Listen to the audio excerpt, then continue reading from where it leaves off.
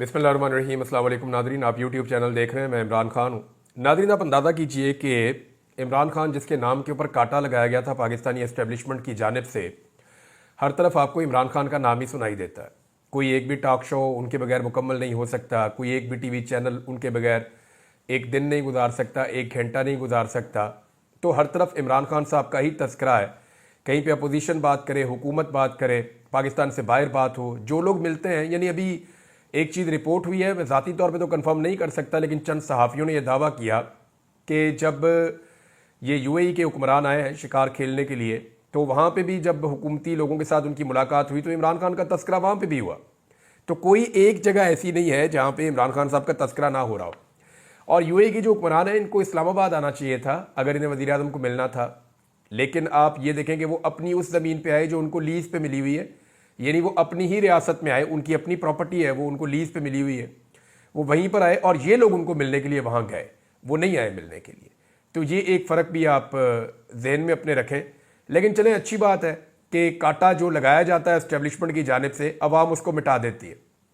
फातिमा जिन्ना के नाम के ऊपर कांटा लगाया गया था, अवाम नहीं मानी। जुल्फ़िकार अली भुट्टो के नाम के ऊपर कांटा लगाया गया था, आज भी लोग उसके नाम पर वोट देते हैं। कोई वोट मांगे ना याया खान के नाम के ऊपर लित्तर पड़ेंगे, कोई परवेज मुशर्रफ के नाम के ऊपर वोट मांग के दिखाए, कोई किसी भी जर्नैल के नाम के ऊपर वोट मांगे, देखें लोग वोट कहाँ देंगे, लोग जुर्माना कर देंगे ऊपर से, और बाकियों को भी मना करेंगे वोट ना डालना। तो कांटा लगाने वाले जो है उनके ऊपर कुदरत ने हमेशा कांटा लगाया, बड़ा करके कांटा लगाया, और जिनके नामों के ऊपर कांटा लगाया गया कुदरत उनके नामों को जिंदा रखती है। आज इमरान खान साहब भी इसी सूरत हाल का सामना कर रहे हैं। कहा गया जी इमरान खान के नाम के ऊपर रेड लाइन लग गई है, क्रॉस लगा दिया गया है, कांटा लगा दिया गया है। लेकिन अब आप ये देखें कि इमरान खान के बगैर ना सिस्टम चल पा रहा है, ना निज़ाम चल पा रहा है। हालात कहाँ पहुँच गए हैं, मैं अभी आपके सामने एक डाटा रखूंगा, आप हैरान हो जाएंगे। और ये डाटा जो है वो सरकारी आदाद-ओ-शुमार है, मैं को अपने से ज़ाती तौर पर नहीं बना रहा हूँ, आपके सामने सारी चीज़ें मैं अभी रख दूंगा। लेकिन एक चीज़ आप ध्यान में रखें कि जो हुकूमत का और अपोजिशन के बीच में जो मुज़ाकरात चल रहे थे, जिसको हुकूमत चाहती है कि वो नाकाम हो जाए, सूरत हाल ये है ना कि एस्टेब्लिशमेंट जानती है बैरूनी दबाव बढ़ता जाएगा। उसकी वजह यह है कि अब जो बाइडन का हाथ एस्टेब्लिशमेंट के सर के ऊपर नहीं है, तो इमरान खान को जिस तरह विक्टिमाइज किया गया, जिस तरह उसके ऊपर जुल्म किया गया, वो अब मुस्तकबिल में नहीं किया जा सकेगा। तो जब ये सिलसिला रुकेगा तो फिर इमरान खान साहब को बाहर लाना पड़ेगा। एस्टेब्लिशमेंट ये बात जानती है, लेकिन वो मशरूत रिहाई चाहती है। एस्टेब्लिशमेंट की भी वो शराइत है ना, उन्होंने अपनी इज्जत भी बचानी है, अपना मामला भी बचाना है, अपनी नौकरियां भी उन्होंने महफूज करनी है। तो वो इमरान खान साहब से मशरूत तरीके से आमादगी लेकर उनको रिहा करना चाहते हैं। हुकूमत चाहती है कि जितना मैक्सिमम हो सके इमरान खान साहब को अंदर रखा जाए, क्योंकि जो इमरान खान साहब की मकबूलियत है, इस मकबूलियत के आलम में अगर वो बाहर आ गए तो पाकिस्तान की सारी सियासत उनकी मुट्ठी में आ जाएगी और फैसले वो करना शुरू हो जाएंगे। अब इमरान खान साहब को अगर आप देखें तो वो शराइत मानने पर तैयार नहीं है, वो जेल में मजीद टाइम गुजारने पर भी आमादा है। अब हुकूमत मुज़ाकरात को नाकाम करने के लिए जो कमेटी है, जो मुज़ाकराती कमेटी पाकिस्तान तहरीक इंसाफ की जानिब से है, उनकी मुलाकात इमरान खान साहब से नहीं करवा रहे। हालांकि कमेटी ने मुतालबा किया बड़ा क्लियरली कि आप अब हमारी मुलाकात करवाएं ज़रा आज़ादाना माहौल में, जहाँ पे इदारों की निगरानी ना हो, जहाँ पे ऑडियो वीडियो रिकॉर्डिंग ना की जा रही हो, ताकि खुलकर अपने लीडर के साथ हम डिस्कशन करें, उन्हें बताएं जनाब कि क्या सूरत हाल है, और इमरान खान साहब के साथ खुल के हम बात करें, वो खुल के हमारे साथ बात करें, तो किसी नतीजे पर पहुँचने की कोशिश करें। और मुज़ाकरात से ही मसले का हल निकलता है, जंगों के बाद भी मुज़ाकरात ही होते हैं अल्टीमेटली। अब यहाँ पे जो आमिर मुगल साहब हैं, उन्होंने कुछ हकायक सामने रखे हैं, वैसे भी ये हकायक लिखे हुए हैं। कमेटी की जो आपस में दो कमेटियों की मीटिंग हुई थी, हुकूमती और अपोजिशन की, जो आपस में मुज़ाकराती कमेटियाँ बैठी थी, तो जो एलामिया आया था उसके बारे में मैं आपको बता रहा हूँ, तहरीरी तौर पर वो मौजूद है। और उसमें 2 जनवरी का जो मुश्तरका एलामिया था, उसको अगर आप गौर से पढ़ें तो 5 पैराग्राफ में 4 मरतबा इमरान खान से मुलाकात और इनकी हदायत की रोशनी में आगे बढ़ने का जिक्र है। यानी 4 मरतबा इमरान खान साहब का नाम लेकर कहा गया कि उनसे मुलाकात भी होगी और उनकी हदायत में आगे बढ़ा जाएगा। लेकिन हुकूमती कमेटी की बेबसी आप यहां से अंदाजा लगा लें कि अभी तक पाकिस्तान तहरीक इंसाफ मुज़ाकराती कमेटी की इमरान खान से मुलाकात का एहतमाम नहीं किया जा सका। हुकूमती लोग कह रहे हैं जी इमरान खान साहब की मुलाकात होनी चाहिए, लेकिन आपको पता ना फैसले तो कहीं और होने हैं, और फैसले जो है वो जो कमेटी बनाई हुई है उनके ऊपर भी तो नवाज शरीफ है, उनके ऊपर भी तो मरियम नवाज और शहबाज शरीफ है। तो वो इस बात को जानते हैं कि अगर हमने इन मुज़ाकरात की कामयाबी की तरफ बढ़ना शुरू कर दिया तो हमें अपनी हुकूमत से हाथ धोना पड़ जाएगा और इसके बाद उन्हें हुकूमत नहीं मिलनी, चाहे वो जाली फार्म 47 भी ले ले, लोग इसका भी हल निकाल देंगे। तो अब के तो लोगों को इन्होंने धोखा दे दिया है, लेकिन हर मरतबा ये हो नहीं पाएगा और ये हुकूमत भी पूरा टाइम करती हुई दिखाई नहीं दे रही। तो इस पे असद कैसर साहब ने स्टेटमेंट दिया कि अगर मुलाकात आपने नहीं करवानी तो फिर आप मुज़ाकरात को भूल जाएं, फिर मामला किसी और तरफ जाएगा। पाकिस्तान तहरीक इंसाफ वैसे ही एक अवामी तहरीक चलाना चाहती है और वो ये टेस्ट करना चाहती है कि जो बाइडन के जाने के बाद भी पाकिस्तान की एस्टेब्लिशमेंट उसी तरह से जुल्म, बर्बरियत और जबर को जारी रखती है या डोनाल्ड ट्रंप की इंतजामिया इनके सर के ऊपर हाथ नहीं रखेगी और ये वो सारा कुछ नहीं कर पाएंगे जो इससे पहले इन्होंने किया। देखिए, अगर जुल्म, जबर और फस्तायत ये यहां पे जारी रखते हैं और जो बाइडन की तरह डोनाल्ड ट्रंप इनके सर पे हाथ नहीं रखता, तो 2-3 चीजें हो जाएंगी फौरी तौर पे। एक तो जो जीएसपी प्लस का जो स्टेटस है वो आपका कंप्रोमाइज हो जाएगा। दूसरा, अमेरिका के साथ आपकी ट्रेड, आपके ऊपर कुछ पाबंदियां लग सकती हैं, वो कंप्रोमाइज हो जाएगा। आईएमएफ की जानिब से आपके ऊपर दबाव बहुत ज्यादा बढ़ जाएगा। तो ये चीजें पाकिस्तान की हुकूमत या एस्टेब्लिशमेंट इनको बर्दाश्त नहीं कर सकती। हुकूमत के तो चलो दिमाग में ये बात होती है ना कि कुछ भी करके हम रेड़ा लगा लें, कुछ भी करके हम घसीट लें इस सिस्टम को, हम आगे बढ़ जाएं। और जो एस्टेब्लिशमेंट है उसको इस बात का आइडिया होता है कि भाई इन्होंने तो सियासत करनी है और इनके ऊपर तो केसेस बने हुए हैं। मुल्क कैसे चलेगा अगर आईएमएफ काम नहीं करेगा और मगरबी ममालिक को आप पूरी तरह नाराज कर लेंगे, तो आपकी एक्सपोर्ट्स भी बहुत बुरी तरह मुतासर हो जाएंगी। अब इसमें एक बड़ा हौसला अफजा स्टेटमेंट है जो उमर अयूब साहब ने दिया और उन्होंने बड़ा क्लियरली कहा कि इमरान खान साहब ने जो जाती तौर पे उनके ऊपर जुल्म और जबर किया गया है, उस हवाले से इमरान खान साहब ने ऐलान किया है कि मैंने पाकिस्तान की खातिर सबको माफ कर दिया। ये उमर अयूब साहब ने एक बड़ा दावा किया, लेकिन साथ ही साथ उन्होंने मुतालबा किया है कि इमरान खान साहब से जो हमारी मुलाकात है वो करवाई जाए और वो आज़ादाना माहौल में करवाई जाए। वहां पे जो इदारे हैं वो मौजूद नहीं होने चाहिए, उनकी गैर मौजूदगी में ये मुलाकात हमारी करवाई जाए। अब इमरान खान साहब की जानिब से आम माफी का जो ऐलान है वो उनके जाती मामलात के हवाले से है, जैसे उनके ऊपर कीचड़ उछाला गया, उनके ऊपर झूठे मुकदमात बनाए गए, जेल के अंदर उनको सताया गया, उन्हें तंग किया गया, उन्हें एक छोटे से सेल के अंदर बंद कर दिया गया, बाहर आने से मना कर दिया गया, कभी लाइट बंद कर दी गई, कभी सर्दी के अंदर उनको छोड़ दिया गया। अभी भी जो उनकी बहन है उन्होंने 3 बड़ी शिकायतें की हैं। अलीमा खान साहबा ये कहती हैं कि दुश्मन जो है वो कमीना नहीं होना चाहिए। ये इमरान खान साहब कहते हैं कि आपका दुश्मन हो कोई बात नहीं, लेकिन दुश्मन कमीना नहीं होना चाहिए। तो इमरान खान साहब के जो मुखालिफिन है या दुश्मन है वो कमीनगी की हद पर उतरे हुए हैं, ये अलीमा खान साहबा ने कहा। क्योंकि 3 ऐसे मुतालबात हैं जो इमरान खान साहब बार बार कहते हैं और ये बुनियादी ज़रूरत की चीज़ें हैं, इमरान खान साहब की बात नहीं मानी जाती। नंबर 1, इमरान खान साहब का जो ज़ाती मुआलिज है उन तक इमरान खान साहब को एक्सेस नहीं दी जाती। बार बार उनकी फैमिली कोशिश करती है, उनकी जानिब से ये कहा जाता है, लेकिन ज़ाती मुआलिज को इमरान खान साहब तक रसाई नहीं दी जाती। नंबर 2, इमरान खान साहब की उनके बच्चों से बात नहीं करवाई जाती। जमाइमा ने कुछ अर्सा पहले कहा था कि उनके बच्चे डिस्टर्ब हैं इस वजह से कि उनके वालिद को बेगुनाह जेल में डाला गया। इमरान खान साहब भी अपने बच्चों से बात करना चाहते हैं, हालांकि जेल मैनुअल के अंदर इसकी इजाज़त होती है, लेकिन इमरान खान साहब को उनके बच्चों से बात नहीं करने दी जा रही। नवाज शरीफ साहब का पूरा खानदान जो है, पूरा का पूरा टब्बर जेल में जाता था मिलने के लिए, बच्चों के बच्चे भी जाते थे, छोटे बच्चे, बड़े बच्चे, उनके बच्चे सारे जाते थे जेल में। लटरम पटरम उधर रौला पड़ा हुआ होता था, मियाँ साहब ने तो पूरा मेला लगाया हुआ होता था, तो मियाँ साहब की तो जेल भी घर जैसी थी। लेकिन इमरान खान साहब के बेटे हैं, उनसे उनकी बात नहीं करवाई जाती और वो कोशिश करते हैं लेकिन फिर भी बात नहीं होती। तीसरा, इमरान खान साहब अपनी किताबें मांगते हैं, उसमें भी परेशान किया जाता है। 3 ही चीज़ें जो इमरान खान साहब डिमांड करते हैं कि जनाब मेरे बच्चों से मेरी बात करवाएं, मुझे मेरी किताबें मुहैया की जाएं। जो मेरा अपना ज़ाती मुआलिज 72 साल का आदमी है, बेशक वो अपने आप को कितना भी फिट रखे एक्सरसाइज करके, लेकिन फिर भी उसके अपने मुआलिज से जब वो मिलते हैं तो उनको उससे इत्मीनान मिलता है कि मेरी अपनी फिजिकल कंडीशन क्या है और मैं अपने आप को कैसे बेहतर कर सकता हूँ। तो इमरान खान साहब अपने ज़ाती मुआलिज से मिलना चाहते हैं, अपने बच्चों से बात करना चाहते हैं और वो किताबें पढ़ने के लिए अपनी किताबें मांग रहे हैं। और इन तीनों चीज़ों में उनको परेशान किया जाता है, ये तीनों चीज़ें उन्हें नहीं दी जाती। तो इसलिए इमरान खान साहब कहते हैं कि दुश्मन बेशक मिल जाए लेकिन कमीना दुश्मन नहीं मिलना चाहिए। अब नाजरीन, बार बार ये कहा जाता है कि पाकिस्तान में महंगाई कम हुई है। इसके ऊपर हम एक सर्वे करवा रहे हैं, आने वाले दिनों में आपको दिखाएंगे कि महंगाई कितनी कम हुई है। लेकिन हुकूमत का जो पसंदीदा इदारा है द न्यूज़, उसने जनाब सर्वे जो करवाया, उस सर्वे के मुताबिक पाकिस्तान में महंगाई कम नहीं हुई बल्कि पाकिस्तान में महंगाई बहुत ज़्यादा बढ़ी है। यानी जो चीज़ें जिनकी कीमतें बढ़ गई, सब्जियों की कीमतें बढ़ गई, गोश्त की कीमतें बढ़ गई, फलों की कीमतें बढ़ गई, चावल, चीनी और दालों की कीमतें बढ़ गई, घी की कीमतें बढ़ गई, तो कौन सी चीज़ ऐसी है जिसकी कीमत नहीं बढ़ी? बिजली की कीमत पहले ही इन्होंने बढ़ा के 16 रुपए से यूनिट उठा के 60 से 70 रुपए तक ये ले गए, तो बिजली की कीमत बहुत ज़्यादा बढ़ गई है। गैस की कीमतों में जो इजाफा हुआ है गुज़िश्ता एक साल में, वो 980% तक हुआ है। यानी अगर आप इसको वैसे देखें तो 1000% तक का इजाफा तकरीबन जो है वो गैस की कीमतों में भी कर दिया गया है। आप गैस इस्तेमाल करें या ना करें, आपको जो मीटर का रेंट आता है ना, वही इतना ज़्यादा है कि गरीब आदमी को पहले इतना बिल नहीं आता था। तो हर चीज़ की कीमत में बहुत ज़्यादा इजाफा हुआ। और ये रिपोर्ट मैं नहीं कह रहा, या द न्यूज़ दे रहा है, और द न्यूज़ की जो रिपोर्ट है वो हुकूमत को हमेशा से बड़ी पसंद होती है। तो द न्यूज़ की रिपोर्ट के मुताबिक पाकिस्तान में महंगाई की शरह में नया साल आते ही बहुत ज़्यादा इजाफा हुआ है। हालांकि हुकूमत दावे कर रही है कि महंगाई में इजाफा नहीं हुआ। अब आपके सामने मैं एक डाटा रखता हूं नाज़रीन कि इस वक्त जो पाकिस्तान में टैक्स लिया जा रहा है हुकूमत की जानिब से, वो सबसे ज़्यादा टैक्स है। यानी इतना टैक्स पाकिस्तान की किसी हुकूमत ने नहीं बढ़ाया जितना टैक्स पाकिस्तान की मौजूदा हुकूमत ने बढ़ा दिया है। हर चीज़ के ऊपर टैक्स लगा दिया है, जिसकी वजह से पाकिस्तान में महंगाई बहुत ज़्यादा है।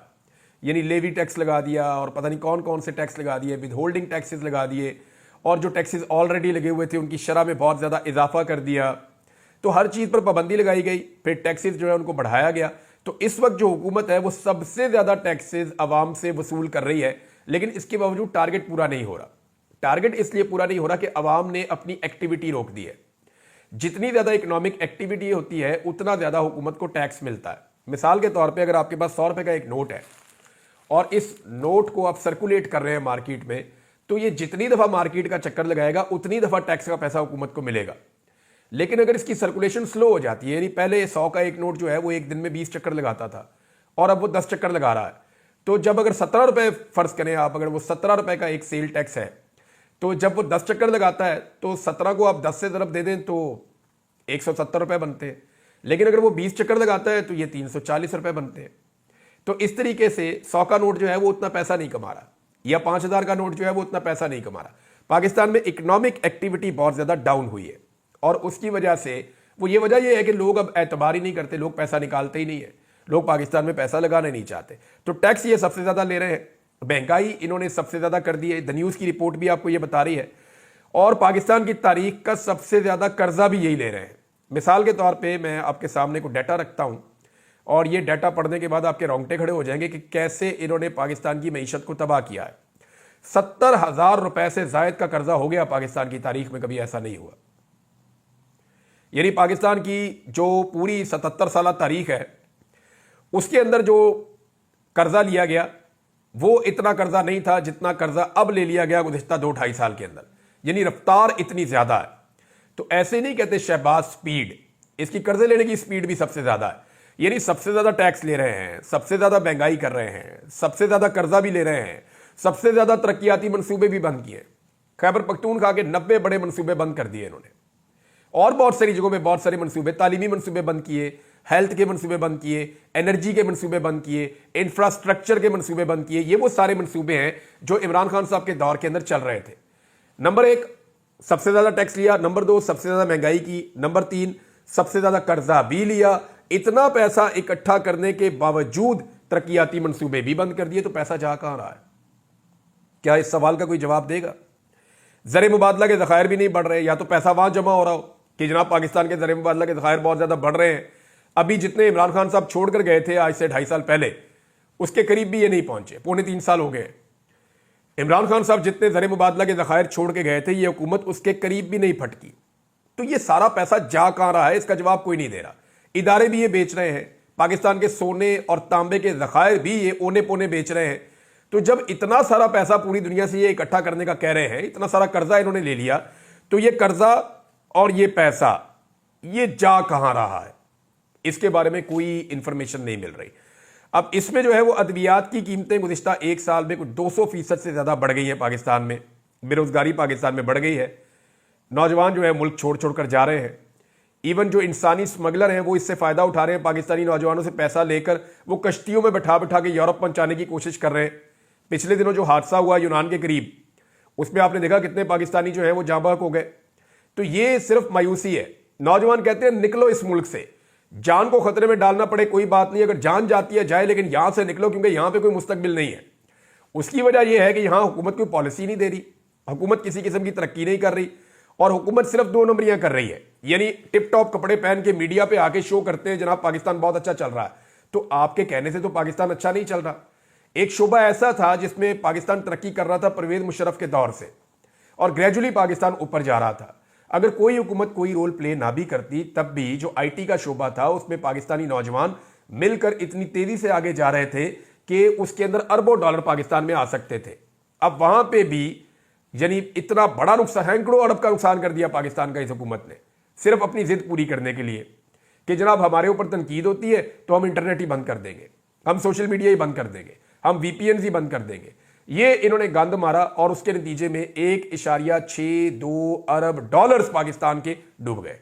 ये पैसा पाकिस्तान में आना था, लेकिन ये पैसा पाकिस्तान में नहीं आया, और पाकिस्तान में ना आने की वजह हुकूमत की गलत पॉलिसी, डेटाई, बेशर्मी और नाअहली है, नालायकी है, और ये नालायकी अभी भी जारी है। अब इस वक्त एक नई चीज आई है नादरीन मेरे सामने, मैं आपके साथ शेयर कर दूं कि आईएसपीआर को हर साल 1.6 अरब रुपया दिया जाएगा, जबकि अभी 2 अरब रुपए की ग्रांट उनकी मंजूर की जा रही है। वजह क्या है जी? जाली खबरों से लड़ना आईएसपीआर ने। ये काम तो मुफ्त होता था। आईएसपीआर के जो मेरे दोस्त हैं, जो वहां पे डीजी साहब हैं, वो जरा अपने ज़हन पे जोर देना, उनके आने से पहले ये काम मुफ्त नहीं होता था। क्या पाकिस्तानी दुनिया भर में जो पाकिस्तान के खिलाफ प्रोपेगेंडा होता था उसका खुद जवाब नहीं देते थे? क्या पाकिस्तानी डट कर मुकाबला नहीं करते थे पूरी दुनिया के सोशल मीडिया का या मीडिया का या वहां पे चलने वाले प्रोपेगेंडा का? तो ये अरबों रुपया तो नहीं लगाना पड़ता था आपको, ये तो पाकिस्तानी खुद खड़े होकर करते थे। लेकिन फिर क्या हुआ कि पाकिस्तानी अब ये काम नहीं कर रहे, आपको पैसा खर्च करना पड़ रहा है। आप पैसा खर्च करके देख लें, ये नहीं होगा। अगर पैसे के साथ ये होता तो बहुत पैसा था जो बाइडेन के पास, जो बाइडेन के पास बेशुमार पैसा था, वो अमेरिकी सदर था। लेकिन मीडिया सारा का सारा सोशल मीडिया खड़ा हो गया डोनाल्ड ट्रंप के साथ, हालांकि वहां इतना पैसा भी इन्वॉल्व नहीं था। तो सोशल मीडिया एक्चुअली वहां खड़ा होता है जहां लॉजिक होती है। लोग जिस तरफ जाना चाहते हैं उसी तरफ जाते हैं। जितना मर्जी आप पैसा लगाएं, ये हो नहीं पाएगा। आपको पाकिस्तानियों की सपोर्ट चाहिए होगी, और उसके लिए आपको पाकिस्तानियों की साइड पर आकर खड़ा होना पड़ेगा। जब से पाकिस्तान की मिलिट्री एस्टेब्लिशमेंट ने चोरों और डाकुओं का साथ दिया, जब से पाकिस्तान की मिलिट्री एस्टेब्लिशमेंट ने सियासत के अंदर मुदाखलत करते हुए एक हुकूमत को बाहर निकाल के दूसरी हुकूमत को लाकर बिठाया, हालांकि ये काम मिलिट्री एस्टेब्लिशमेंट 70 साल से कर रही है, लेकिन इस मरतबा जिस आदमी के खिलाफ ये काम किया गया वो पत्थर का बना हुआ आदमी है, वो बहुत मजबूत आदमी है, वो डट कर खड़ा हो गया, कौम उसके साथ खड़ी हो गई। इससे पहले जितने भी लोगों के साथ ये काम किया गया वो झुक जाते थे, डील कर लेते थे। लेकिन इस मरतबा मिलिट्री एस्टेब्लिशमेंट ने एक ऐसे आदमी को छेड़ दिया है जो आदमी जेल से बाहर आने की भी कुछ जल्दी नहीं कर रहा। वो बंदा कह रहा है कोई बात नहीं है, ठीक है, मैं सामना करूंगा, और हकायक पूरी कौम के सामने लेकर आ गया। अब इस वक्त पाकिस्तान की मिलिट्री एस्टेब्लिशमेंट को वो सपोर्ट पब्लिक से नहीं मिल रही जो पहले मिलती थी, तो आईएसपीआर को अब अरबों रुपया खर्च करना पड़ेगा, जो काम पहले मुफ्त में होता था। और मैं आपको एक बात बता दूं कि अरबों रुपया खर्च करके भी ये काम नहीं होगा। अल्टीमेटली पाकिस्तान के इदारों को पाकिस्तान की आवाम की बात माननी पड़ेगी, अपनी आवाम के सामने सरेंडर करना पड़ेगा, अपनी आवाम के मुताबिक अपनी पॉलिसीज बनानी पड़ेंगी, तब आवाम की सपोर्ट उनको वापस मिल जाएगी, और फिर 1 रुपया भी नहीं लगेगा, काम खुद ही होना शुरू हो जाएगा। नाज़रीन, फौजी अदालतों के हवाले से जो आईनी बेंच है वहां पे समाअत हुई है। मेरे 2 बड़े बुनियादी सवालात हैं। एक ये है कि आईनी बेंच ने ही कहा था ना कि फैसले सुना दें फौजी अदालतें, और फौजी अदालतों ने जब फैसले सुनाए तो यही कहकर सुनाए ना कि जी हमें अदालत ने इजाज़त दी है तो हम ये फैसले सुना रहे हैं। तो क्या आईनी बेंच की ये जिम्मेदारी नहीं है कि वो 2 चीज़ें करे? यानी आज हफीजुल्लाह नियाज़ी साहब ने भी कहा और बाकी लोग भी ये शिकवा कर रहे हैं कि जेल के अंदर भी वो जो कैदी जब पहुंचे हैं तो उनके साथ सलूक आम कैदियों वाला नहीं किया जा रहा, उनके ऊपर बहुत कड़ी निगरानी और बड़ी सख्ती उनके ऊपर की जा रही है। तो एक तो बड़ा ये प्रॉब्लम है, ताकि उनसे माफ़ी मंगवाई जाए, वो माफ़ी मांग नहीं रहे, रहम की अपील कर नहीं रहे। और दूसरा उन्होंने कहा जी हमें फैसलों की कॉपियां तो दें।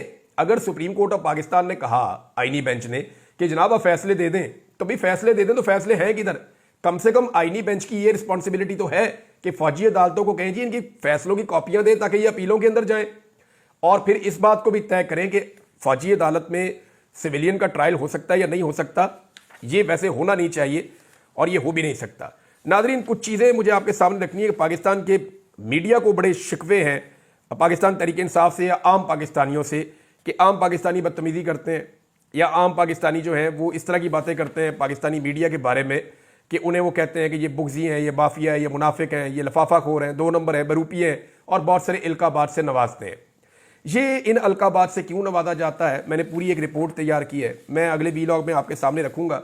लेकिन खैबर पख्तूनख्वा की हुकूमत की कारकर्दगी पे मुजम्मल असलम साहब ने जो एक डाटा शेयर किया है कि उन्होंने कर्जा भी उतारना शुरू कर दिया है, उन्होंने पेंशन्स का भी बंदोबस्त कर दिया है, 40 अरब वहाँ पे भी जमा किया है, और उनके पास 3 महीने की सरप्लस तनख्वाहें भी मौजूद हैं।